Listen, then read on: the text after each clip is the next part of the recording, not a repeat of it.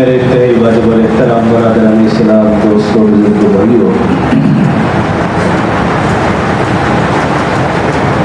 گزشتہ سے پیوستہ جمعہ رسول اللہ صلی اللہ علیہ وسلم کے اسماء گرامی کے حوالے سے گفتگو کا آغاز کیا تھا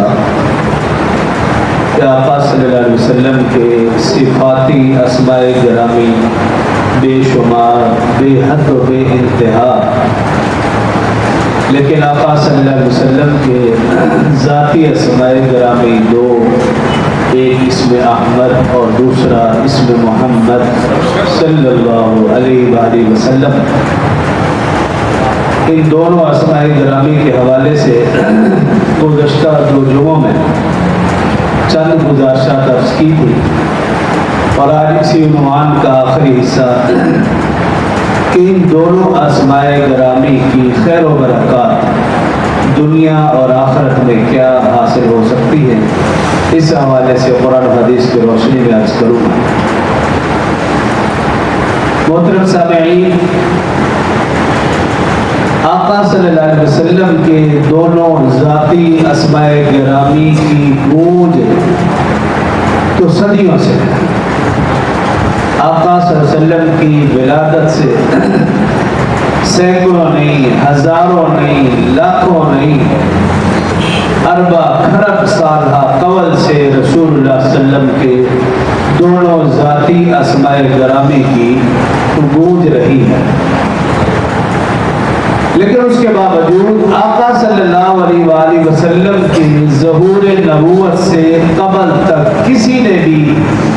نہ احمد نام رکھا اور نہ ہی محمد رکھا۔ یہ رسول اللہ صلی اللہ علیہ وسلم کا معجزہ ہے کہ ان دونوں ناموں کی گونج تو صدیوں سے، لیکن نہ ہی کبھی کسی نے رکھا ہے نام، نہ ہی کبھی کسی نے سنا ہے۔ انبیاء کرام میں اس کا تذکرہ ضرور رہا ہے۔ جب رسول اللہ صلی اللہ علیہ وسلم کے ولادت باسعادت کا وقت قریب آیا تو تاریخ کی معتبر کتابوں میں ہے کہ صرف 7 لوگوں کا نام محمد تھا، اور اس حوالے سے گزشتہ جمعے میں نے حدیث عرض کی تھی کہ اس کی وجہ بھی یہی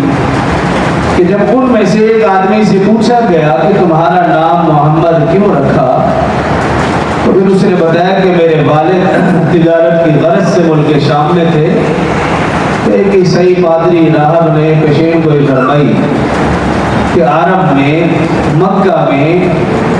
نبی آخر الزمان کا ظہور ہونے والا ہے جس کا نام محمد صلی اللہ علیہ وسلم ہوگا، تو اس پیشین گوئی کے پیش نظر صرف 7 لوگوں کا نام محمد تھا۔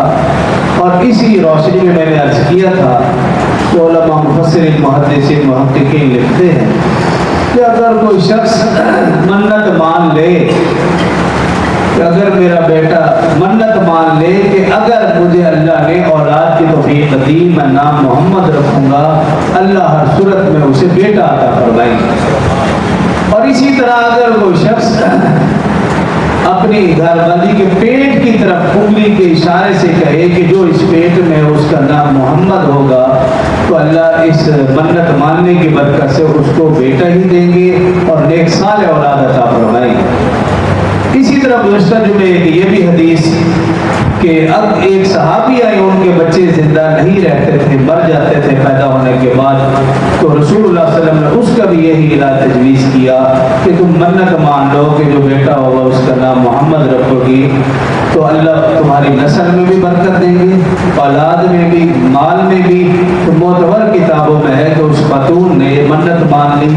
اللہ نے بیٹا دیا، نام محمد رکھا،